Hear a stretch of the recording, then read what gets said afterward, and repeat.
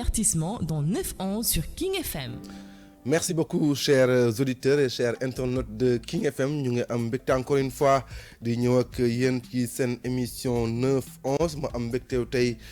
nekk ak ki nga xam ne mooy sama confrère di Modou Fall maa ngi lay nuyu. maa ngi lay fay di rafetlu également ànd bi ñu si ànd ak l'excellent Kader Lo Kader Lo à la technique. am nañu également Yacine au digital tey nag suñu waa ji moom démb ba tey dafa am ci yu mu nekk moo tax. xam naa booba léegi gisaguñ ko waaye xam na nam nañ ko Modou Fall. xam na nam nañ ko 9-11 nag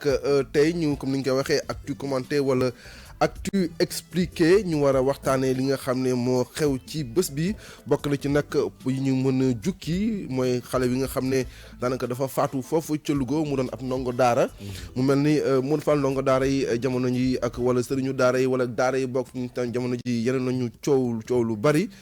ginnaaw ponk boobu également dinañ waxtaanee affaire doomu xale bu jigéen bi nga xam ne mooy doomu bu jigéen bu Mame Matar Gueye bi mu ngi wéy duñ sori waaye teewul dañu ñëwaat tuuti ci li nga xam ne moo xew dëpp ci week-end bi jëmale ci xale boobu ginnaaw ñaari takk yooyu noonu dinañu ñëwaat ci li nga xam ne mooy gis nañu ki nga xam ne mooy Maître Abdoulaye Tine temps yi gis nañ ko muy yëngu lool ci wàllu politique. gis nañ sax dem na ba ki nga xam ne mooy président Abdoulaye Wade recevoir na ko. waxtaan nag ñu njott si ne que dafa am benn coalition bu ñu bëgg a taxawal jëmale ko dëgmal nag li nga xam ne mooy élection législative wala locale yi nga xam ne moom mooy ñëw ci at yi di ñëw am 2021 wala 2020 daal lañ ko nattoon xamatuma kañ la. loolu bokk na ci li nga xam ne dinañ ko waxtaanee mën na am sax incha allah. li nga xam ne mooy maître Abdoulaye Tine ñu am ko au téléphone mu waxtaan ak ñun wax ñu ndaje moom lu ko wundoon ak lañ ci mën a xaar. ginnaaw loolu na am également rubrique environnement Aminata Ba dina ñëw ak ñun tey waxtaan ak ci nga xam ne mooy déchets médicaux yi muy lu am solo gis nañ jamono yi déchets médicaux yi ñu ngi def ay ravage am na si sax ay hôpitaux yoo xam ne ci Ndakaaru boo demee seen ginnaaw fa ñuy tuur seen ay poubelle am na ñu jàpp ne am ñoo xam ne dañu jàpp ne que loolu bombe écologique la te war nañ cee taxaw donte sax am na ay hôpitaux yoo xam ne am nañu ay façon yu nga xam ne dinañ koy def ngir mën a débarrasser wu ci déchets yu mel noonu nañ ci am également au téléphone ki nga xam ne mooy Mamadou Sankaré moom ñu xam nañ ne expert environnemental la dina ñëwaat ci ñun également dina jokkoo ak moom également mu wax ñu solution yi nga xam ne mën nañ ko jël ngir mën a vraiment soril déchets yooyu noonu suñu hôpitaux yi ndax hôpital moom Modou Fall ku ko xam-xam ne faj moo ko tax a jóg waaye nag bu demee ba li koy wër doon tilim doon salté ñu war ko mun xoolaat revue de presse bi nag moom mooy tënk li nga xam ne mooy waa di mbégte di jàkkaarloo ak yéen tey le mardi 17 février 2020 Modou Fall maa ngi lay nuyu. maa ngi lay fay 10 après ra xëy na weer wee soreegul ci yow. nga bëgg a wàññi suñu benn fan. ñu ngi ci fukki fan ak juróom-ñetti ci weeru février. am mbégte kontaante jàkkaarloo Kader ak ki nga xam te ne moo di Yacine Pouy ci wàllu digital bi. Cheikh itam seen naa ko fii di nuyu mbooleem rédaction bu King FM. Cheikh Bamba waaw ni nga ko waxee noonu la mbokk yi rafetlu seen ànd ak King FM tey jii nag ponk bi di sànnam ko waxee fa mu jeexalee xëy na laay laal tuuti mu di wàllu déchets médicaux yi muy wax ñu nemmeeku ko ci yenn plage yi ay hôpital yoo xam te ni hôpitaux sax ñu jiñ leen ni fa la ñuy sànni seen i yu ñu jëfandikoo ba noppi xëy na loolee nag indi loraange ci askan mi ñu ne ndax ñi nga xam te ni ñoom ñooy jëfandikoo sinébar te seen doole. bul noonu ñoom dañuy dem daal di rek récupérer dañoo xam te moo di seringue yi di piqûre yi ngir jam seen i bopp te xëy na piqûre boobee xamoo ban malade lañ ko def mu jam ko xëy na loolu mën na wala lawal li nga xam te ni mooy feebar yu ci mel ni sida ak yeneen feebar yoo xam ne dañuy wàllante ci wàllu deret ñaareel bi nag mooy jiitu sax mooy ponk bu jiitu bi muy xale bi nga xam ni dañ ko faat wala dañ ni sëriñam moo ko dóor ba mu faatu ca Louga. boo suivre information bi di nga dégg ni tey ji ay mbokkam témoignage ba ñu def moo di xale bi ñu ne laata moo wuyu ji suñu borom moom moo génnee yi li kàddu ne sëriñam moo ko dóor ba mu am ci ay gaañu mujjee faatu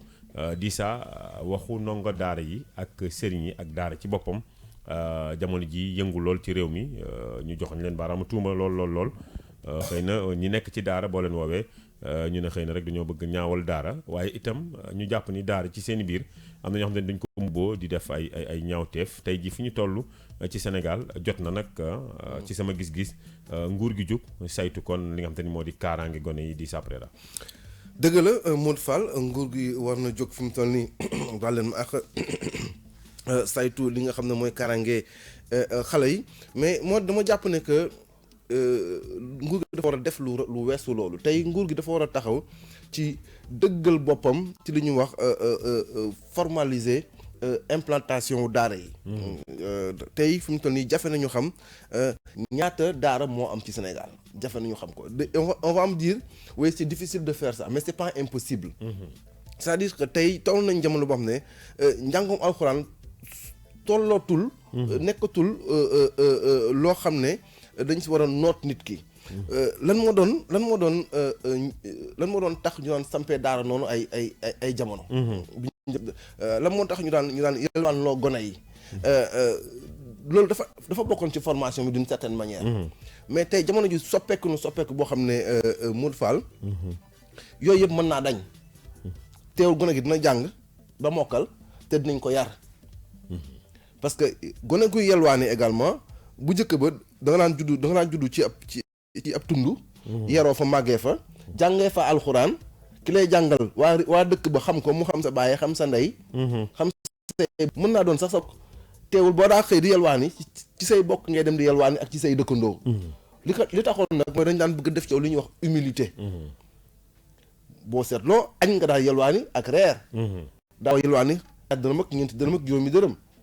moo tax ma naan tey jamono soppeeku na dem na ba nga xam ne que comme que loolu passé nañ ko. on est dans un monde où tey boo xoolee daara yi nekk Dakar. xale yi xëy di tàllal seen loxo ci mbedd mi.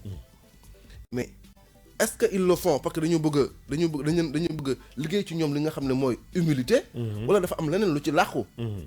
kon tey dama jàpp ne responsabilité nguur gi tey moom moo engagé wu ci cette histoire de réforme daara yi tey. et loolu kenn mënu ci dara ku dul nguur gi. daara yi naam waruñu fay jóge dañ fa war a nekk abadan parce que daara yi dañ ñoo amal njëriñ. mais nit ñu amalee njëriñ aussi donc dama jàpp ne nit mbir bu la amalee njëriñ da nga ko war a toppatoo ngir mu mën a yàgg ci ay loxo. donc tey je pense que c'est un problème au niveau bu nga xam ne état bi moo ko war a jël en charge. dégg naa fan yii passé association des maîtres coraniques du Sénégal wala benn collectif daal bu ëmb sëriñu daara yi. doon def ab sortie. mais Modou Fall organisation daara yi dafa am ñu mu arrangé am ñu mu arrangé. xaw ma nag lu nekk ci ginnaaw mais dafa mel ni am na ñoo xam ne dañuy bëgg li ñuy wax informel bi ci wàll boobu di wéy. xëy na ci à partir de ça la ñuy tirer seen épingle du jeu mais am na ñoo xam ne ni que xëy na ils sont pour la formalisation de l'enseignement coranique au Sénégal Modou Fall. tout à fait di ça li nga wax noonu la am ñoo xam te ni dañoo bëgg ñu formaliser daara ci Sénégal daanaka door na loo xam te ni tey boo demee ci ministère de l'éducation ci mboolem région boo dem ci Sénégal bu ci mel ni Diourbel Fatick Kaffrine Kaolack Kolda Louga Matam am na li nga xam te ni moo di daara publique ñu listé ko ci ministère de l'éducation ñu tuddee ko daara moderne tey jii boo demee Touba dañ naan la daara yi fa nekk yu mel ni Kokki daara bu Sëñ Saaliwu doo dégg kon yenn yi ñuy def yenn ci gone yi Louga boobu itam fàttali ci ginnaaw rek ni xëy na foofee la ñu gisee woon itam ndongo daara yi nga xam ne dañ leen a jéngoon su ma juumul ca Louga ñu jéngoon leen image bi presque wër àdduna yëpp di sa nguur gi tàmbali woon na lu tax la mu tàmbali bloqué fan la bloqué c'est-à-dire loolu ñoom ñoo mën a am réponse bi mais lenn li nga xam te ni mooy te door na rafet muy daara moderne yi nga xam te ni ñu ngi koy teg ndax defe naa daara moderne dana saytu li nga xam te ni moo di ndongo daara bi xale bi lan la fay def ban waxtu la fay def lan la fay jàngee ndaxte bu boobaa bul fàtte ni ministère de l'éducation mooy jël daara moderne yi en charge bu boobaa xëy na maître coranique bi ni ñu koy mën a woowee sëriñ bi jàngale dañ koy fay xëy na weer wu dee boo dee xool école yu bëri juddu nañu franco-arabe yi jox nañ leen ay récépissé jox nañ benn quota bu important ñi nga xam te ni ay bac arabe la ñu am wala brevet arabe ñu dugg ci enseignement bi wala ñu dem université ainsi de suite yooyu yëpp xëy na pour yeesal mais tey jii problème bi nga wax di ça buñ ko raay ñëpp xam nañ ni fonds de commerce la ko ñenn ñi def ñi nga xam te ni dañoo dugg ci daara di ko mbubboo malheureusement nag ñu leen di wooye ñoom ñëpp sëriñu daara am na sa koñ xëy na am na sama koñ fajar di nga daje xale bi boo ko seetloo xale bi ci tali bi lay yendu fajar gi ba ngoon lay ñibbi ci daara ja boo ko laajee naan la sama sëriñ téeméer la ma wax naa ko indi su ma ko indiwul daf may dóor te bu fekkee ni da nga bëgg a xam xale bi lan lay daj yëkkatil suukar wala ceeb nga sarax ko nga topp xale bi dana dem ba am na benn maire bu nekk ci boppu koñ bi bu muy jaay suukar si ci lu yomb ngir dajale téeméer bu mu koy jox wala guro wala sondel yaa xam loo koy jox c'est-à-dire kon xaalis lañ ko sas xaalis bi nag jaral na sëriñ bi mu bàyyi xale bi mu yendu ci tali bi fanaan ci tali bi ngir indil ko téeméer nañ jël téeméer nga am téeméeri ndongo daara mu nekk 100 000 francs mais 5 000 par jour tu as 50 000 par jour dis ça 50 000 par jour y compris les dimanches boo ko calculer c'est 30 fois 50 000 c'est combien ça dépasse les 1 500 000 1 500 000 par mois dis-moi kan moo koy ñi koy fay ko fii ci réew mi bëriwul donc fonds de commerce la xale bi boo ko jëlee laaj ko tey saaram marqué ko nga xàmmee ko bu subaa boo ko waatee na ko fan nga yem même saar bi la lay wax nga toogaat 1 mois tu reviens tu lui dis kaay yow sa jàng bi fan nga toll ban saar nga même saar bi la lay wax c'est-à-dire donc tu trouves nettement que ni xale bi évolué wul ci wàllu jàng ci daara bi xale bi non seulement dafa yàgg ci daara parce que tu vois des enfants qui passent 7 8 9 ci daara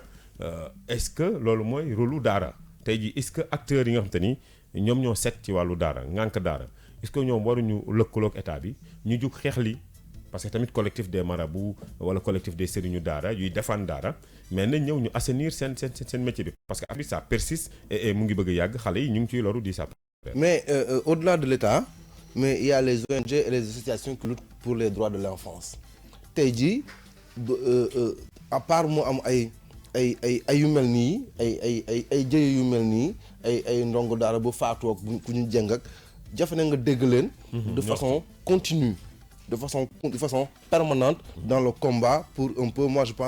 je dis que c'est un combat pour la libération de ces enfants là man noonu laa ko jàppee que c'est un combat pour la libération de ces enfants mais Modou Fall man dama jàpp ne également que comme je l'ai dit ni ñu taxawalee éducation nationale tey nguur gi boo leen laajee ñaata école primaire ñu am Sénégal xam nañ ko ñaata collège moo am ci Sénégal xam nañ ko ñaata lycée moo am ci Sénégal xam nañ ko donc du coup li ñu war a def fi mu toll nii mooy fexe ba nga xam ne que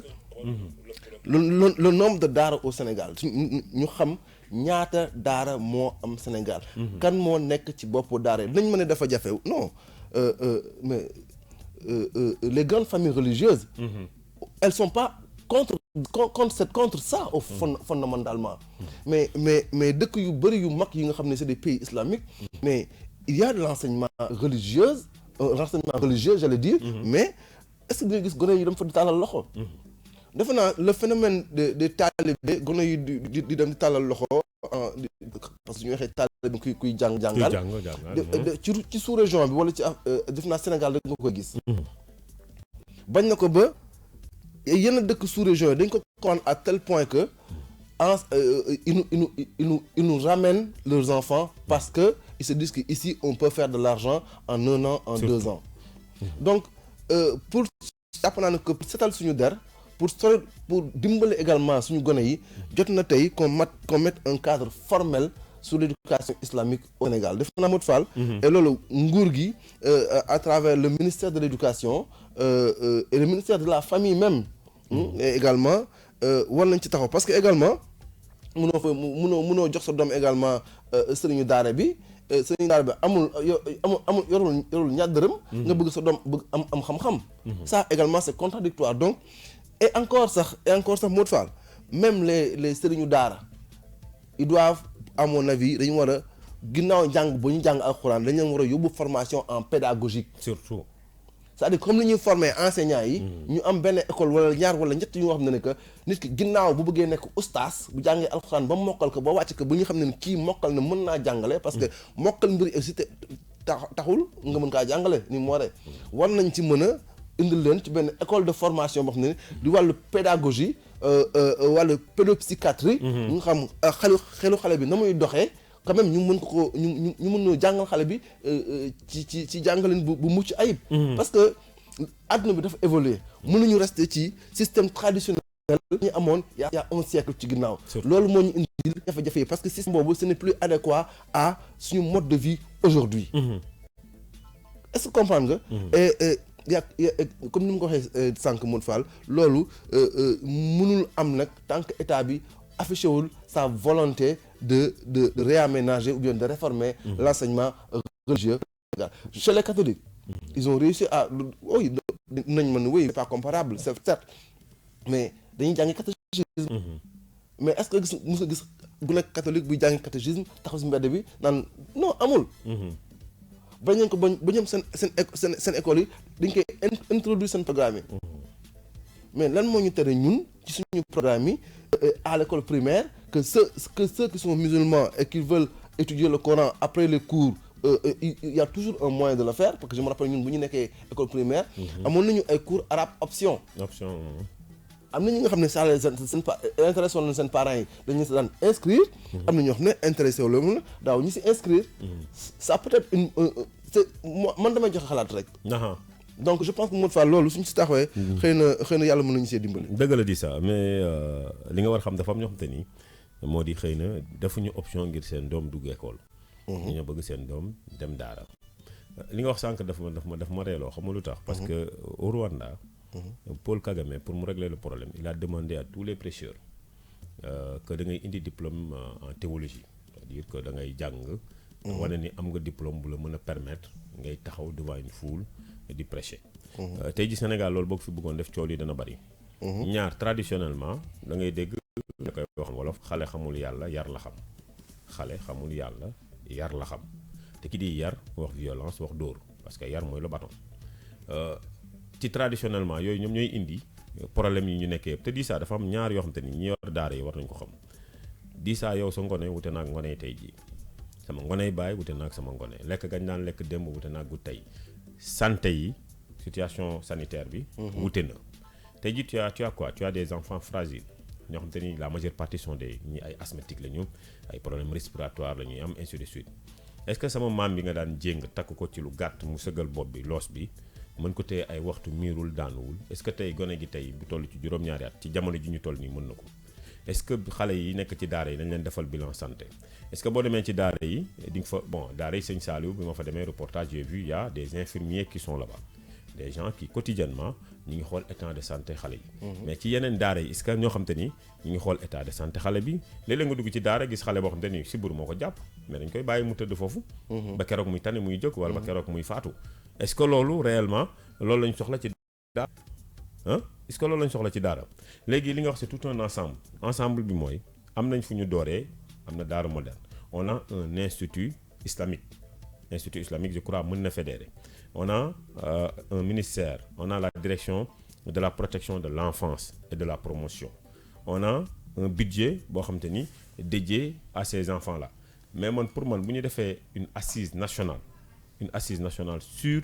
les enfants c'est-à-dire la protection des enfants leur orientation leur éducation que ça soit coranique ou française bu ñu ko defee di ça léegi ñu gis solution mais li metti mooy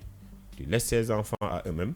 da nga gis des étrangers ñoo xam te ne leer ñi du ñuy sénégalais mais ñoom ñooy fees ci mbedd yi boo demee route de Boune ci biir am na benn kër boo xam te ni y a 2 chambres mais y a plus de 40 à 50 enfants yoo xam te ni ci booru comico yi fa la ñuy yeewoo di xëy yor seeni pot te du ñuy wolof c'est-à-dire foog ñu dajale lépp di ça ngir mën a defar parce que dëkk boo ko bëggee defar nag foog nga tàmbali fa mu méttee di ça après là. Kader c'est grave gaawal nañu ñëw parce que soxla nañ la quoique nag bon je te dis qu'il assure il assure plus que bien même Modou Fall comme ni nga ko waxee sànq ñaari Abdoulaye yi daje nañu Tine ak Wade nag suñu daje moom xëy na ay c'est des libéraux en tout cas seen daje bi démb ba tey daal moom la ñuy waxtaanee waaw nga xam te ni président Abdoulaye Wade ci la dalal ki nga xam te ni mooy maître Abdoulaye Tine di saa nga xam ko mu jiite parti politique nga xam te ni nag dañoo daje waxtaan ci wàllu libéralisme ak socialisme coalition la ñu def moom sax mu ngi ci bu mu jokkoo bi moom maître Abdoulaye Tine ñu ngi lay nuyu. waaw ba nga leen di gërëm di leen sant di leen jaajëfal ci dalal. Mamadou Fall ci kàddu gi feggu ceeg di sa préra nga dajeek président Abdoulaye Wade ajjuma mu dalal la ci këram ndax mën nga dellu si tuuti ci ndaje mi lan moo ko wundu. waaw ndaje bi lu ko wundu avant tout visitu nemmeeku la woon c'était pas la première fois mais dajeek président Wade et que aussi ba ñu dajee donc am lu ñu taxoon a jóg ñun ci suñu bopp union sociale libérale dama gëm ni dafa jot ñu Sénégal tollu ñu gis ne daanaka suñu justice bi dafa nërmelu et que ponku démocratie si aussi ñu ngi koy salfaañe dafa jot que force yi nga xam ne ñooy force politique yi ëpp doole ci Sénégal ñu def benn union sacrée tuddee ko benn coalition sociale libérale pour ñu déggoo ci li nga xam ne moo am solo si moom mooy tey foog ñu dakkal jaay doole bi nga xam ne moom la Macky Sall yore réew mi ak salfaañe ak yelleefu citoyen yi ba nga xam ne ba léegi tiitatul dara ba dem ba naan dafa bëgg a nommer donc maire Dakar loolu Sénégal mënu ko nangu parce que justement maître avant ñuy dugg déjà ci sujet boobu de la mairie de Dakar avant ñu ci dugg parce que nañ ci ñëw maître coalition bu bees ci pour libéraux sénégalais yi encore déjà am na ay libéraux yu nekk au pouvoir mun nañ Macky Sall c'est un libéral coalition boobu tey lan mooy objectif am ak lan moo war a nekk objectif am fan la jëm aujourd'hui. waaw damay donc préciser que donc ñun dañu dem waxtaan ak président Wade joxe gu ñu accord définitif parce que foog mu waxtaan ci ak ay ñoñom mais ñu xamal lu tax a jóg dañu jàpp ni Sénégal tey fu mu toll maanaam sénégalais yi leen jiite nekkatul ndax socialiste nga wala libéral nga ñoom solo si pour ñoom moom mooy am na ay problèmes yi nga xam ne ñu ngi koy jànkonteel yan xeetu saafara lañ ci war a indi ma jàpp ni ci biir libéraux yi am na ñi nga xam ne bu dee Sénégal moo leen tax a jóg war nañu mën a taxaw temb ñëw bàyyi seeni clivage idéologique muy socialiste yi aussi boo leen xoolee socialiste yi waxuma nekk ci Macky Sall mais socialiste yi dama gëm ñi nga xam ne ñoo ci ëpp ñu ngi ci biir Sénégal parce que parti bi nga xam ne 30 ans dirigé na ko Sénégal am ay militants yooyu daanaka ba Tanor Dieng génne àdduna ba léegi ñu ngi xaar kan moo leen di dindi ak ban projet lañ leen war a jox muy libéraux yi aussi Karim Wade jël nañ ko génne ko réew mi léegi Ablaye Wade comme lu ma ko waxee mag la retraite la léegi dafa jot nag mu am ñi nga xam ne ñooy jël relève bi dox bi xeex bi ba nga xam ne lépp lu ñu war a bañ fii ci Sénégal war nañ ko mën a bañ te dama jàpp ni ñaari force politique yooyu bu ñu lëkkaloowee amul benn conquête démocratique bu leen mën a të ñu jël contrôle parlement bi pour élection législative yi di ñëw lépp lu ñu fi jooyoon mën nañ ko fajal suñu bopp ñëpp ñu ci war a réhabiliter muy Khalifa Sall muy aussi Karim Wade mën nañ ko defal suñu bopp mais aussi ñu jël contrôle municipalité yi aussi faire barrage au projet monarchique bi nga xam moom la Macky Sall am en tête c'est-à-dire jël ki nga xam ne moo nar a nekk maire Dakar def ko benn vice gouverneur bi nga xam ne daanaka moom la fiy nekkal. maître nga lom solo nga ni projet monarchique tey jii boo ko di wax Sénégalais yu bëri dinañu xaw a jaaxle ni maître fan la jëlee loolu bu fekkee maire yi Dakar tey jii nga bëgg moom la bëgg a def vice gouverneur est-ce que projet monarchique bi da nga ci dégg nii président de la République xëy na bii mooy dernier mandat am dafay wut ku ko fuy wuutu Nombe. waaw ban li ma jàpp ni moom mooy xam nga dañuy ñëw 8 ans ci ginnaaw ñu gëmloo Sénégalais yi que Ablaye Wade dafa jóg pour bàyyi fi doom dañu war a défendre à suñu constitution am ay nit yi nga xam ne dañu wuyu si woon ba gëm dëggu tewu message bi nga xam ne moom lañ doon wootee moo tax ñu génn àdduna comme dem si yàlla Mamadou Diop ak ñeneen ma nekkoon seeni avocat mais ba ñu demee ba gis ni ñuy doxee xam nañ ñu doon woote ñu leen tax a jóg jot nguur moo leen taxoon a jóg parce que lépp li nga xam ne diggee woon nañ ko safaan ba lañ fa gis loolu moo tax ñu jàpp ni nax nañ Sénégalais yi wante bëy woyagul mbuus sawaay mu ngi fii bu ñu teewul loxoom amul lenn li nga xam ne nar na ci reculer même troisième mandat. ok justement avant ñu yëgg sa troisième mandat boobu maître lu am solo nga wax ci troisième mandat boobu parce que ñu koy laam-laamee boobu léegi quoique le concerné en tant que tel nee na il va pas répondre ni par oui ni par non ça nous laisse quand même en tout cas nous on est entre le oui et entre le non on va attendre mais le statut spécial bi ñuy wax pour Dakar tey ban pertinence la am et benn deuxième chose ban pertinence également le fait de nommer un maire de Dakar peut avoir tout en sachant que Dakar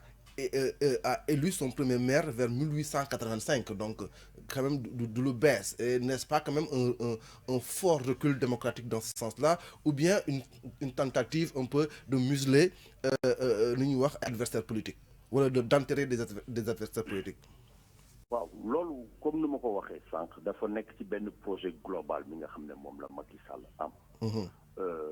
benn fexe na ba ci constitution bi mu jalgati ko. naka. teg loi wu parrainage bi nga xam ne dafa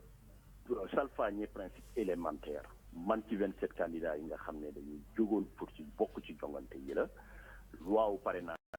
ak ñeen fexe nañ ba seppi leen ci parce que xamoon na ne bu loi bi amoon boo moytul dafay dal di jógee loolu woo nañ ñu fële ci Abuja war ko juger ci ëttu àttekaay yi nga xam ne mooy ëmb kuréelu Afrique yi nga xam ne ñoo nekk ci sowu jant CEDEAO le 4 mars bi di ñëw à 10 heures. wante loolu premier pas la woon. deuxième pas bi moom mooy ba mu ci jógee dafa ñëw teg benn projet hyper présidentialisation moom mooy dafa bëgg lépp jaar ci moom maanaam daanaka mooy bummi finalement dañu am benn monarchie républicaine parce que lu koy firnaal moom mooy poste premier ministre bi nga xam ne ak benn régime africain bi nga xam ne amu ko parce que dindi woon nañ ko fii mais ñëpp gis nañ ne bu amul réew mi du dox moom daf ko jël teg ko fële lu tax mu teg ko fële bañ am kenn ki nga xam ne rek mën na nekk challenger ñetteel bi moom mooy ba mu ko waxee ba mu demee ba toog falu dañu toog pale ouverture dialogue national moom ci boppam moo ne man bàyyi naa jalgati léegi mais loolu gëmuñu ko comme dafa wax mu deñ mu waxaat mu deñ ñu jàpp ni moom déjà lu mu waxoon daanaka ay weer la ci teg mu waxoon ne man mënatuma constitution bi moom ma baare commencé laam-laam yi te ñi nga xam ne ñooy wax mbirum troisième mandat bi lu ñuy wax ñu constitution bi xaatim la constitution bi moo ne nul ne peut faire plus de 2 mandats successifs. Ça veut dire que nit Sénégal mënu fi def lu ëpp ñaari mandat bu dee Macky Sall nit la loolu am luñ ci laam-laame mais dafa continuer nga xam ne moom mooy gardien de la constitution ma xam ne moom moo war a aar constitution bi di ko rappeler nit ñi moom moo dem di cultiver équivoque ce qui veut dire que am na lu mu am ci bopp man li ma jàpp moom mooy luy ram ci ñag bi la jëm lu ñu nar a def bu ñu paree ci statut spécial bi parce que gisoon nañ ne Khalifa Sall xaw na leen fi sonal Khalifa Sall bu accepté woon dil bu ñu ko proposé woon du mos a dem prison Khalifa génn na Khalifa menace la pour ñoom tey ñoom lu ñu jàpp comme éliminé na poste premier ministre bi fu ko opposition mën a jaar pour ñëwaat mooy jël contrôle capital bi léegi itam loolu daf ko bëgg a aakimoo ba nga xam ne moo koy décider mooy bur mi ku fay nekk daanaka moo ko fay tegal benn homme wala benn femme de paille la fay teg loolu mooy projet global bi. projet global bi kon yéen ngeen teel ko desale xëy na statut boobu moom bu xuusee jëm président Abdoulaye Wade mi nga xam te ni yaa ngi jëm lëkkaloog ci moom ngeen libéral ak socialisme ngeen tudd noonu jëm ci élection législative ak locale waaye dafa am kàddu gu mu yëkkati ci seen ndaje àjjuma gu am solo mu ne moom pare na ngir wàcc ci tali bi bu fekkee ni njiitu réew mi président Macky Sall kon statut spécial boobee ci Ndakaaru da ko mujj matal yow da nga ca ànd ak moom ngir wàcc ci tali bi xeex loolee. waaw loolu daf ñu ci ñaax daf ñu fàttali jaar-jaaram. wan ñu ne moom comme nu ñu ko waxee daanaka jamonoom bëy na lu mu waroon xeex na ko am na ay acquis yu fi am léegi ñun ñi nga xam ne ñooy ndaw ñi ñoo ko war a aar jéggale xeex bi jéggale yéene si xeex bi nag dañ koy teg ci yoon teg ko ci démocratie parce que yoon moo ñu may ñu aar suñuy ponk ak suñuy charte wax nga ko sànq Sénégal ba ñuy tabb ay maire fii daanaka léegi mu mat ñaari téeméeri at. presque deux siècles. voilà bu ñu demee day daan dañoo bëgg a nommer xam nga démocratie ci boppam moom mooy citoyens yi ñooy fal ñi li nga xam ne ñoo leen fay toogal mais nan nga mën a nekkee démocrate ngay accepter même bu doon association nag nga ne dañuy nommer dootuñu fal loolu rek déjà dafa war a tiital nit ñi mais yee leen mais boo xoolee comme ni ma la ko waxee sànq ci benn schéma global la parce que man sama conviction tey moom mooy mbirum troisième mandat bi ñi la nar a mujj comme nu Paul Kagame defoon. Paul Kagame dafa ñëw xamoon na ne mënatul am beneen mandat mais dañu ñëw def benn référendum d'initiative citoyen mooy lan dañu dem jëli ay 1 million signature citoyen ñu ne Paul dafa liggéey lu mu sumb moom rek moo ko mën a pare foog ñu soppali constitution bi ndax mu mën a yegale mu ne déedéet man légaliste la constitution bi daf ma tënk mënatuma dem ñu ne ko mais dinañ ko soppi parce que ñun ñooy askan bi ñooy bumi ñu def benn référendum kenn xamul waar ñu teg ko coow mooy bëri wante il sera dans la légalité donc loolu nag moom mooy nax nañu benn yoon kenn duñu nax ñaari yoon luñ ci war a dox dinañ ko dox bu soobee yàlla. maître xam naa balaa may bàyyi dafa am benn question bu am solo bu ñuy waxtaanee jamono yi mooy rapatriement sénégalais yi nekk fële ca Wuhan. waaw dégg nañu président génn ne dafa laaj que moyens yu mu laaj ñun amuñu ko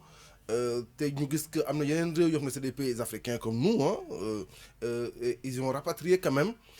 leurs ressortissants tey yow ban jàngat ngay am ci taxawaayu état du Sénégal par rapport à ces Sénégalais qui sont en Chine. waaw jàngat boobu mag président Wade am nañ ci ay gis yi nga xam ne donc daanaka donc méngoo nañu. mooy lan mooy tey Sénégal bu ñëwee di gëmloo nit ñi que 13 Sénégalais amuñu possibilité pour rapatrier leen. xam nga dañu jàppee Sénégalais pour lu ñu nekkul. dëgg la parce que loolu jënwul maanaam wax jooju benn ñaar waxtaan naa ci ak président Wade lu ma xamal moom mooy moom jokkoo na ci ak ay spécialistes yi nga xam ne seen xam-xam daf ci xarañ kenn ci nga xam ne médecin coréen la spécialité am la kooku nee na ko que mbirum coronavirus bi moom xam-xamam tey fu mu ci nekk moom mooy jàpp ne ne mënta law ci dëkk bu tàng benn mais loolu doyul parce que comme ni ñuy wax ci olof xoddeeku balaa ngaa lakkale donc ça veut dire que ñun tey sénégalais yi ay doomu askan bi lañ boo amee sa rak wala sa mag lu ko mën a jot buñ la waxee mu ngi hôpital da ngay dem taxaw ci bopp lal bi parce que li ngeen bokk moo ëpp li nga xam ne moom nga war a ragal ci moom kenn du ragal sa mbokk ñun dañu pare pour jëli sénégalais yooyu bu ko état wu Sénégal deful dinañ organiser wu def ko président Wade nee na ma bind donc président bu ay président africain en tout cas bu Niger ak bu Mauritanie dinañ xool nan la ñu mën a defee benn système mu rapatriement collectif man ci sama xam-xam ak ci sama expérience li ma proposé moom mooy foog ñu jëlee bu ñu jëlee suñu trait sénégalais yi dañ leen di jaarale ci benn dëkk bi nga xam ne ñooñu ëpp système de santé c'est-à-dire seen système de santé moo gën a robuste moo gën a am doole. ñu def leen en quarantaine foofu bu ñu leen examiner ki nga xam ne dara jotu la ñu jàllale ko nga ñëw Dakar bu amee tam ki nga xam ne ma nga fa. ñu faj ko parce que coronavirus war nañ ko ragal waruñu ko ragal. France am na fa dañ ko contenir Paris am na ñu fa am sax coronavirus. ñu jël leen en charge donc du li nga xam ne dañ koy daw et puis ci sama xam-xam man tey loolu sama liggéey moo ma ko may ci ay at yi passé maanaam daanaka léegi mu mat juróom-ñaar wala fukki at ci ginnaaw dama nekkoon benn expert di xelal ay état temps yooyu mbirum terrorisme lu ñu doon ragal mooy yónnee ñu benn virus bi nga xam ne ay terroristes lañ koy yónnee. te kenn mënu ko. détecté loolu moo tax que am na état yi nga xam ne tàggat nañ seeni équipement ak ñi nga xam ne ñoom seen way xarañ ba nga xam ne tey 13 personnes boo leen demandé woon benn assistance. mën nañ ko gérer au contraire da leen di permettre sax ñu tester seen capacité. pour loolu pour wax leen ne rien que dans la coopération bilatérale voilà war nañ ko mën a régler sans problème. mais boo ñëwee naan amuñu xaalis loolu yërëmoo sax ñi nga xam ne ñoom ñooy papaay xale yi nekk foofu parce que man am na ñi ma woo. laata médias yi di ko génnee. inquiétude bi daal day gën a yokku. voilà donc ay fan ngi ñii. mënuñu génn mënuñu def course dañuy baagante entre suñu salon ak suñu néeg. léegi lan la ñu mën a def parce que lan mooy suñu àq ak lan mooy suñu yelleef état bu déggee loolu au moins au lieu mu dalal leen mu ne leen mënuñu dara ci yéen loolu je pense que. dafa doy waar li ma koy tënkee. moom mooy sénégalais yi ak fu ñu mënti nekk ci àdduna waratuñu xaar dara ci Macky Sall. maître.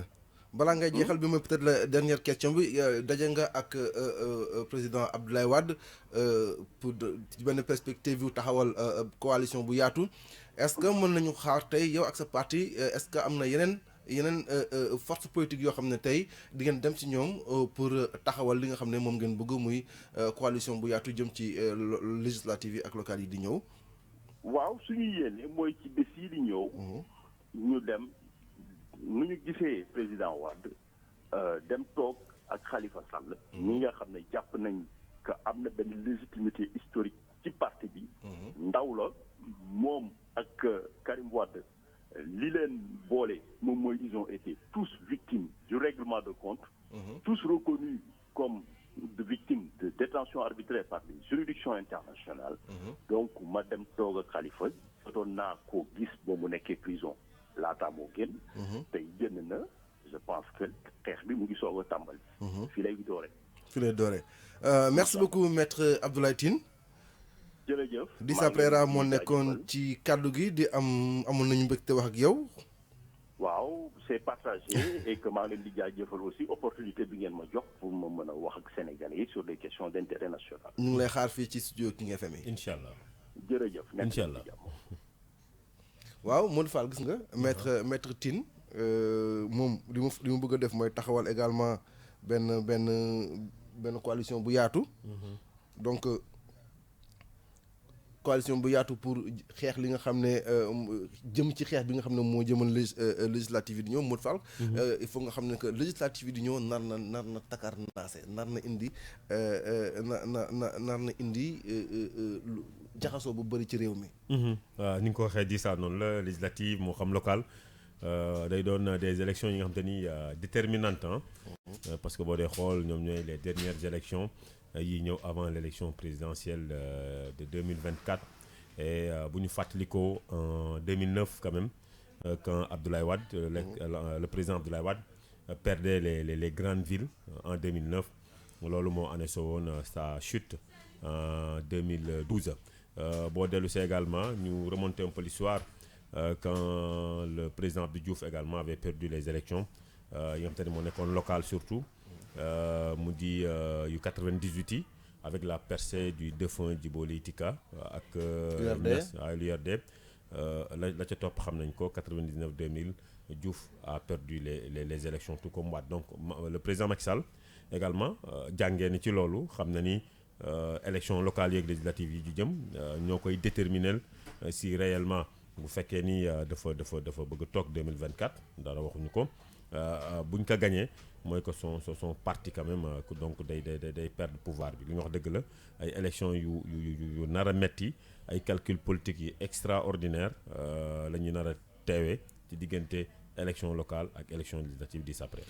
waaw Modou Fall jërëjëf ak Kader suñu mënee dem ci musique de transition bi en attendant ñu xaar Aminata Ba ci li nga xam ne mooy rubrique environnement. bi mu féetee ci digital bi ak Kader Lo.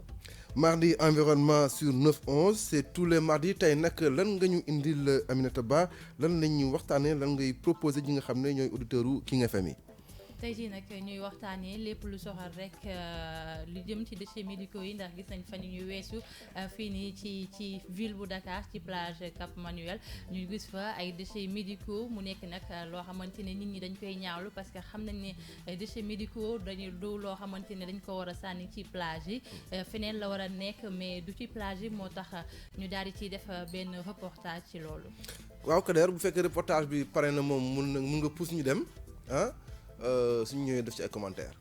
bépp mbalit bu am rapport ak li ñuy fajee ci hôpitaux yi wala ci clinique yi ñu koy wax déchets biomédicaux yi le mbalit ñuy faral di gis ñu sànni ko ci boppu géej gi bëri na ay gàllankoor moo xam ci nit ñi wala ci alam gi Mireille Sophie Faye di étudiante en master 2 ca institut des sciences de l'environnement. dafay am yoo xam ni dafay bëri ay jàngoro yu ci nekk ay piqûre rek yu mel noonu yi nga xam ne day jame bu nekkee defoon nañ ko nit koo xam ni am na sida wala hépatite B mu koy foowee mu jam ko bu ko defee am jàngoro boobu moom que boo ko sandiwee day naaw donc dina indi pollution mais aussi li nga koy def noonu bu nekkee foo xam ne napp bi soriwul comme ci wetu géej bi dina fa dem. mbalit yi bëri lool te wutee tax bu nekk ak ni ñuy def ba tàqalikook moom. bu nekkee déchets yi nga xam ni dañoo radioactif wala déchets chimiques mënuñu koo lakk parce que bu ñu ko lakkee fumée boobu noonu muy dégage dafay jur yeneen xeetu pollution ci air bi bu nekk li ñuy wax les déchets à risque infectieux yooyu dañ ko war a stériliser buñ ko stériliser ba pare dañ ko war a broyer ko ba déchets yi ñu incinérer mooy yenn déchets anatomiques yi ak les objets coupants piquants et tranchants comme les seringues et les aiguilles incinérateur boo xam ni dafa war di brûler au minimum à 800 degrés léegi am na yeneen pièces anatomiques yoo xam ni kenn du leen incinérer par exemple comme les membres amputés ak affaires yooyu dañ leen di enfouir. incinérateur bokk ci jumtuwaay yu ñuy jëfandikoo ngir jëlee fi yi le mbalit ci hôpitaux yi waaye fii ci Sénégal mu mel ni dafay jafe. incinérateur du hôpital yépp ko mën a am parce que dafa war a répondre à des normes warul ne foo xam ni dafa am ay agglomération yu ko jege boo leen xoolee hôpital bu mel ni hôpital général Idrissa mënul am incinérateur pas parce que bëgguñu mais bu ñu xoolee fu mu nekk par rapport ak agglomération bi dafa am ay kër yu ko wër. yenn ci hôpitaux yi di sànni seen mbalit ci plage yi ndax ñàkkub koppar loolu nag doon lu askan wi di ñaawlu teewu état bu Sénégal mu jël ci ay matuwaay ni mu gën a gaawee. Merci beaucoup Aminata Ba reportage environnement tous les mardis sur 9-11 Aminata Ba mu indil ñu reportage bu am solo jëmale ko nag ci nga xam ne mooy déchets médicaux yi ku xool taay dëkk bi nu mu demee coow li bari na lool ci wàllu déchets médicaux yi am na ci hôpitaux yoo xam ne sax boo demee ci ginnaaw seen ginnaaw hôpital yooyu di nga gis ñu tuur fa ay mbir yoo xam ne yenn saa yi sax dafay xaw a daw sa yaram Aminata. waaw loolu dafay daw yaram bu baax a baax parce que buñ gisee ay seringue yoo xamante ne dafa am ay deret ay leneen ak leneen lu bokk loo xamante ne nit dafa faju xam ko dem hôpital rek mooy feebar moo la fa yóbbu. pour man déchets yooyu noonu buñ ko jëlee du question dafa war a delluwaat ci nit ñi moo tax tey jii nag ñu fas yéene ànd ak waxtaan bi kii di Mamadou Sankhare nekk benn expert environnementaliste di directeur général aussi société bii di Sentec di service environnement technologie ñu spécialisé wu ci protection de l'environnement en maîtrise des risques maa ngi lay nuyu Mamadou. maa ngi lay fay Aminata. di la dalal jàmm ci plateau bu King FM ci émission bi di 9-11 di Saprera xam nga bàyyi la ak moom nga nuyoo. Mamadou maa ngi lay Mamadou Sankhare. Idrissa. di Saprera ci kàddu gi. Idrissa Prera nuyu nañ la. ñu ngi lay siyaar di am mbégte encore une fois de dalal fii suñu émission 9-11 tey mardi environnement Aminata indil ñu benn reportage bu am solo buy wax ci waxu déchets médicaux yi il faut dire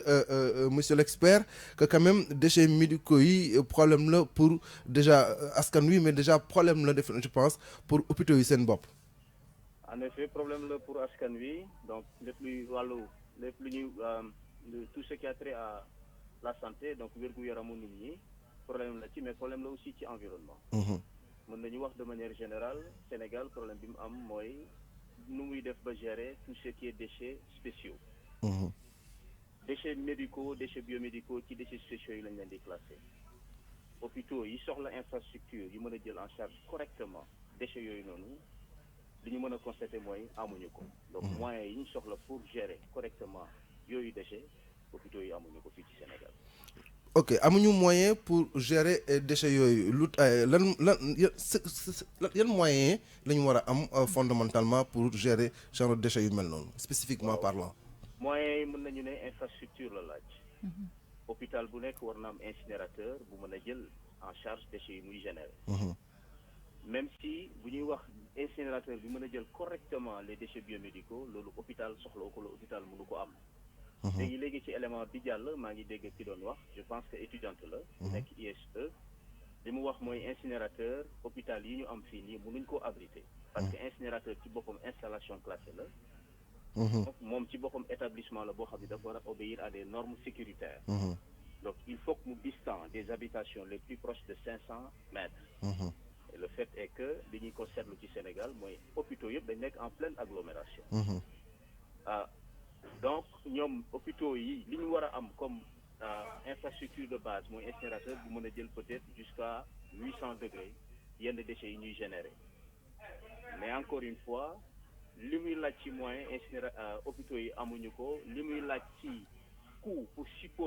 supporter l'exploitation ou bien l'entretien de cette infrastructure hôpitaux yi amuñu ko ñi ko ci am ñi ñu xam mooy Dantec mooy CTO mais li ñu seetlu foofu aussi mooy régulièrement ça tombe en panne. Voilà. D'accord loolu du Mamadou est-ce que du wane état bu Sénégal ñoo génnewul moyens yu war ngir ñu def ko ci hôpitaux yi mën a incinérer yooyu les déchets ak beneen affaire bi muy hôpitaux yu mag yi buñ koy taxawal est-ce que tamit waruñu xool vraiment fi nga xamante ne foofu lañ ko war a implanter. waaw fi ñu ko war a implanter bon li ñu xam ñun même en Europe même dans les pays qui se disent avancés en termes de gestion de l'environnement li ñuy seetlu mooy hôpitaux yi dañuy nekk en pleine agglomération am nañu ko ci sori. mais ñu ci bëri dañu nekk en pleine agglomération. expérience ñu gis ñu réussir en matière de gestion des déchets biomédicaux. day nekk expérience yoo xam ni partenariat moo ko lal entre mairie yi ak hôpitaux yi. mairie yi prévoir espace bu mën a abriter incinérateur après ñu am benn système de collecte organisé entre les mairies et les hôpitaux. di jël déchets yi di ko yóbbu foofu noonu pour leen incinérer de sorte à ne pas compromettre l'environnement ni la santé des personnes. concrètement monsieur Sankaré concrètement yan danger le déchet yooyu di am ci environnement bi 2 ou 3 yu nga xam ne que xëy na boo ko waxee askan wi dinañu mën a gën a comprendre danger wu déchets médicaux yooyu ci environnement bi parce que mën nañ ko wax nii te duñu comprendre réellement lan mooy ay conséquences wu déchets yooyu ci environnement bi. xam nga bu ñu jëlee par exemple ci benn type déchets médicaux am na yu ñuy woowee les déchets infectieux hautement infectieux. comme bu ñu jëlee mooy les déchets de laboratoire par exemple. les cultures microbiologiques. donc tout ce qui est activité au niveau des hôpitaux tels que Dantec nga xam ni c'est un hôpital des maladies infectieuses. cas boobu je pense moo tax actuellement affaire bi def sujet d'actualité. déchets yi ñuy sànni ci plage bi quand on dit plage on dit mer. ci géej gi dina am ñu fay dem Sénégal fi mën nañu wax Bujumaan ñi mën nañ wax aussi léegi ku nekk sax mën na nekk Bujumaan parce que la précarité disons l'occasion crée le larron. dëgg la. nit ñi dinañ fa dem di jéem a xool lu ñu mën a récupérer ci mbalit bi pour mën ci am dara loolu nit ñi la. mais boo jëlee li ñuy sànni ci biir géej gi y a ce qu'on appelle la chaîne trophique wala chaîne alimentaire. jën yi nekk ci géej gi lu ñu am à leur disposition rek la ñuy mën a consommer. dëgg la lu ñu gën a jege la ñuy lekk. liñ gën a jege la ñuy lekk loolu ñuy sànni jën yi di ko lekk après mën na répercuter nit ñi mën nañu lekkat jën yi après le mal va s'installer dina am déplacement de problème sans que les gens ne s'en rendent compte. mën nañu dem ba wax ni loolu ça peut être à l'origine de certaines pathologies qui apparaissent. donc ça c'est un risque considérable qu'il ne faudrait surtout pas négliger donc buñ ko tuutal. d'accord bëri ay risques gi mu bëri ay risques yéen ngeen nekk benn expert en environnementaliste wax naa ko sànq ci sa présentation bi nga yore benn entreprise buy xeexal lépp luy yàq alam gi yéen bi affaire bi amee ak léegi ban taxawaay ngeen ci am. bon taxawaay buñ ci am ñun en tout cas kii def reportage bi suñu xarit la il s'est trouvé que industriel la suñu client la mu Riyad Kawar fu jar a jaajëfal parce que moom passion la ko def defu ko fond de commerce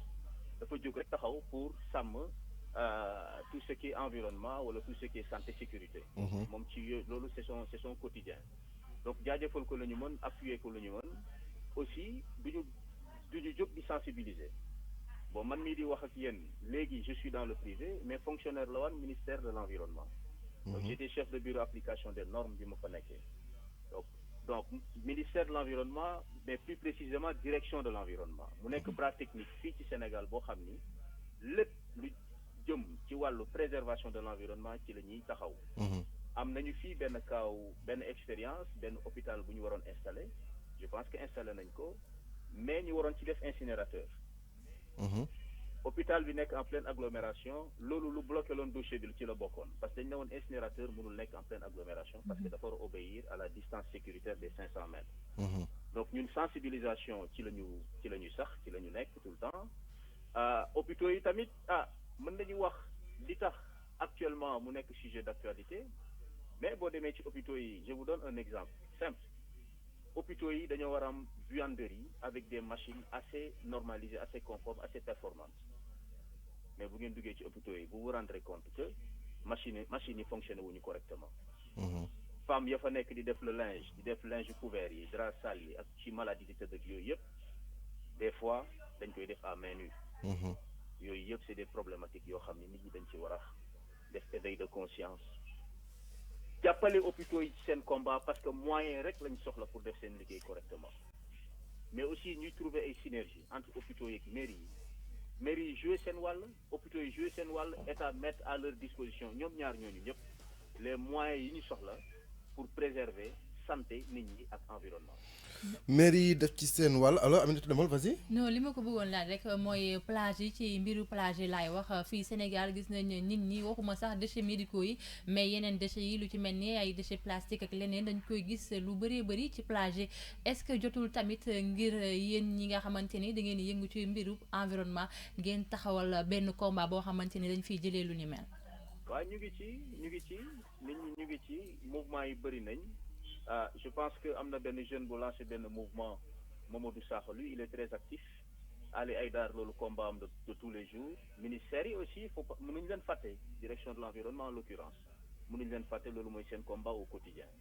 comme li ma ko waxee Sénégal dañoo am problème wala bon à l'instar de nombre de pays africains ou bien tout simplement émergents ou sous-développés moins avancés dañoo am problème où gérer tout ce qui est déchets sunu plage yi c'est des tout à l'égout déchets solides déchets dangereux comme les déchets médicaux actuellement moo nekk à l'ordre du jour mais bu ñu fàtte déchets liquides yi bu ñu leen Sénégal amul benn expérience ci assainissement industriel loolu ça doit choquer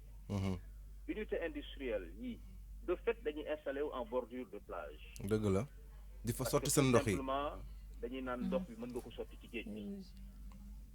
li ñuy soxla pour traiter ndox yi ba mu conforme parce que nag texte yi ñu ngi fi ak normes yi am na ay normes yuy définir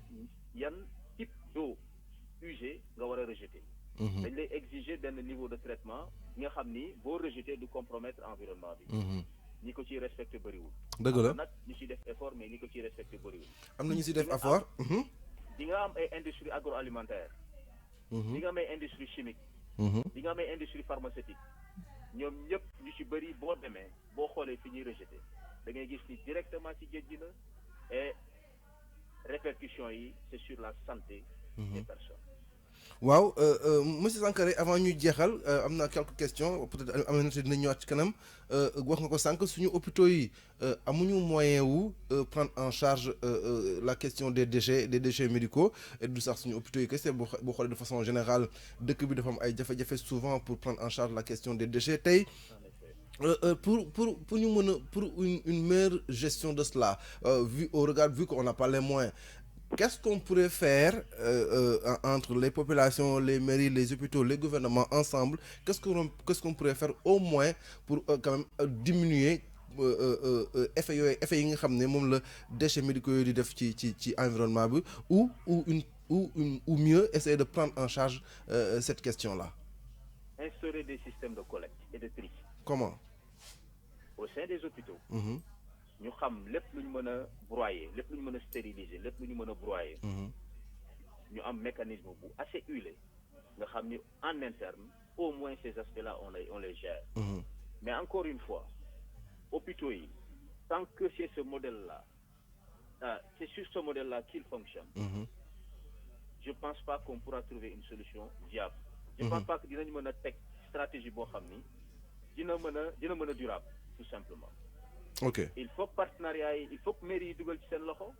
parce que nag c'est toujours les collectivités territoriales qui sont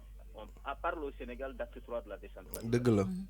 L'environnement bien sûr étant une compétence transférée, je pense que au premier collectivité territoriale moo war a jël ses responsabilités. Dëgg la. Pour au moins garantir la préservation de l'environnement dans sa localité. Il faut que ñaar ñooñu noonu ñu pare pour liggéey il faut que état du Sénégal jox leen les moyens yi ñu soxla wala créer conditions yi leen di permettre ñu mën a gérer correctement les déchets encore une fois spéciaux. Parce que nag du rek déchets médicaux mooy problème mu Sénégal. am na yenn déchets chimiques yoo xam ne daf ñuy indil ay jafe-jafe. dañ ko war a gérer effectivement. tey jii Mamadou bu weesoo déchets médicaux yi ñuy wax nga ko sànq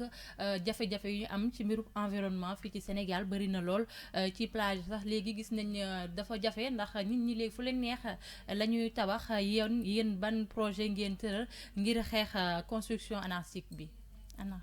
waaw Aminata man privé la man consultance lay def on me consulte damay joxe sama avis. peut-être du ma militant écolo du ma service technique de l'État. mais ñun lu ñu mën rek mooy ku am projet. bu ñëwee consulter ñu dinañ ko proposer modèle wala ni muy tabaxee ci conditions yeeg yëpp qu'est-ce la solution qui lui permettrait moom foofu muy installé wu mën fa sax. lépp aussi lu mën a atténuer wala éliminer toute forme de pollution ñun dinañ ko ci conseiller dinañ ko jox suñu xalaat dinañ ko accompagner aussi. mu soxla comme autorisation. dinañ ko ci conseiller dinañ ko ci xelal. Merci beaucoup monsieur Sankaré. C'est moi. amoon nañu mbégte Aminata am nga question. non merci beaucoup Mamadou Sakho merci beaucoup Mamadou wax di vraiment leer na trop sax. man maa leen di remercier. di fàttali Mamadou Sankaré expert la environnementaliste di tamit directeur général bu SENTEC di service environnement technologie ñuy spécialisé lépp lu jëm rek ci protection de l'environnement maîtrise des risques vraiment ñu amoon mbégte di la dalal ci 9-11. maa ngi leen di gërëm di leen sant di nuyu seen auditeurs yëpp ak auditeurs et téléspectateurs yu groupe Futurs Médias yëpp. Merci beaucoup Mamadou Sankaré gis ngeen ko Kader c'était la rubrique environnement mardi environnement Aminata Ba indiwoon ñu sujet bu am solo jëm ci li nga xam ne mooy les déchets médicaux ak jafe-jafe yi nga xam ne moom la hôpitaux yi am ngir prendre en charge jafe-jafe yooyu Aminata mu mel ni fi mu toll nii am na ay piste de solution yu nga xam ne Mamadou Sankaré quand même génnee na ko fi. waaw génnee na ko fi dégg ngeen li mu wax état bi ñoo ci war a jóg ba pare tamit ñu sensibiliser waat tamit askan wi parce que foofu noonu sax man du ma wax askan bi bu baax parce que docteurs yi nga xamante ne dañuy fajaate ñu nekk lu mel ni hôpital Le Dantec ku feebar fa ngay dem bokk na ci hôpitaux yi gën a mag fii ci Sénégal ñooñu waroon bokk ci ñuy aar mais tey jii nii ñuy indi ay jafe-jafe loolu vraiment pour man sax askan wi amu ci benn part loolu état bu Sénégal moo ci war a jël ay mesures ministre de l'environnement ak tamit bu l'urbanisme yëpp daal di ciy jóg taxaw ci ngir bu ko defee ñu daal di fiy jëlee jafe-jafe yu mel ni nga xamante ni dafay dal alam gi. Merci beaucoup Aminata mardi environnement on se retrouve mardi prochain pour beneen rubrique environnement c'est toujours intéressant Kader en attendant ñu dem def benn pause le temps que sëñ Saliou du ñëw ak revue de presse bi. loolu nag nam nañu ay xartaayam ak ay yenn affaires yi en attendant nag Kader comme que yaa nekk ci cabine technique bi bu fekkee sëñ Saliou pare na mën ngaa pause mu dem.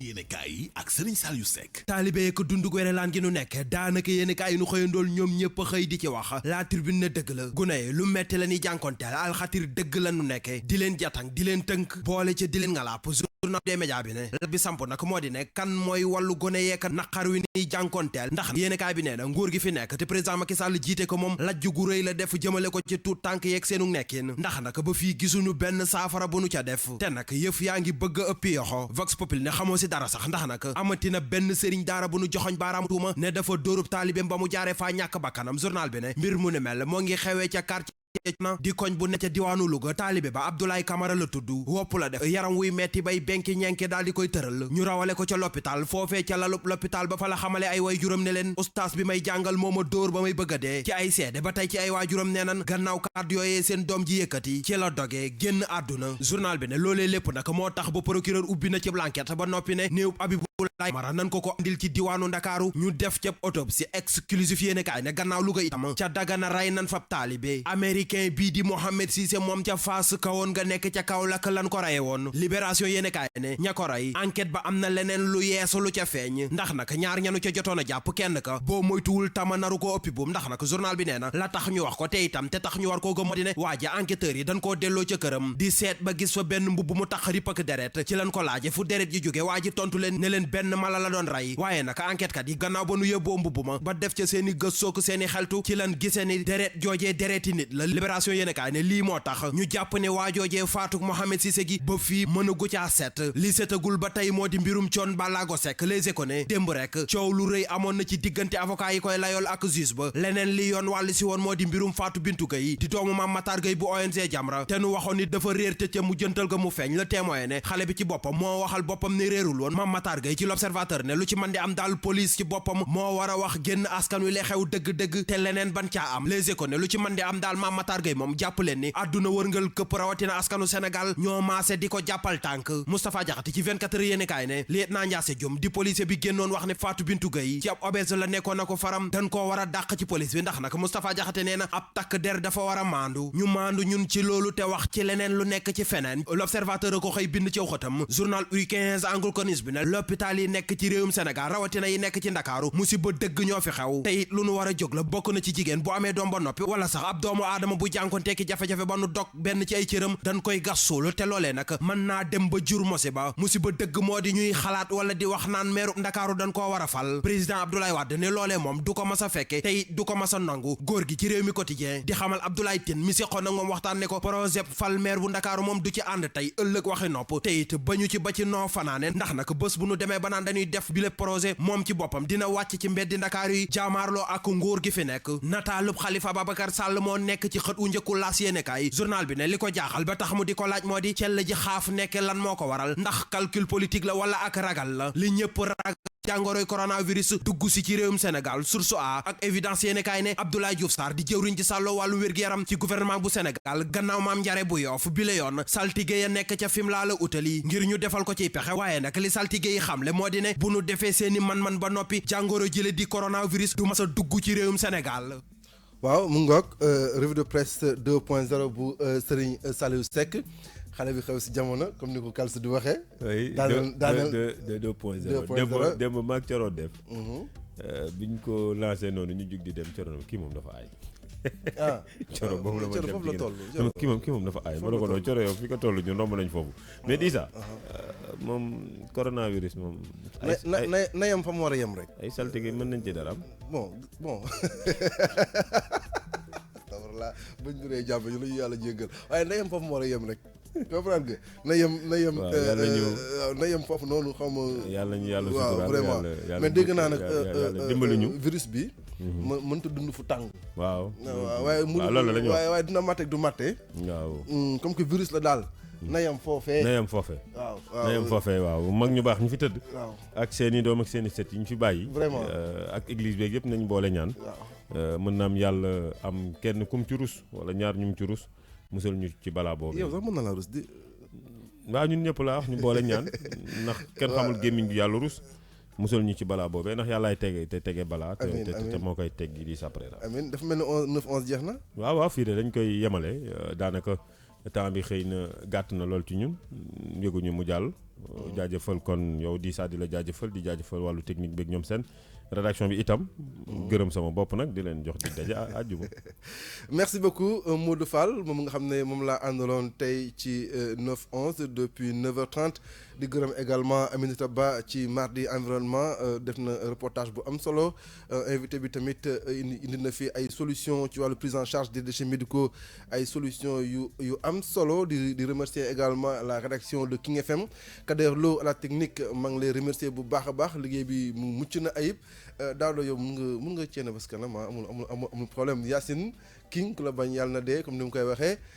Bamba yow it yaa ngi ci biir donc leen dikk daje suba mercredi le 19 février 2020 ci beneen 9-11 merci beaucoup et à demain. Kalzigal Kalz maa ngi lay nuyu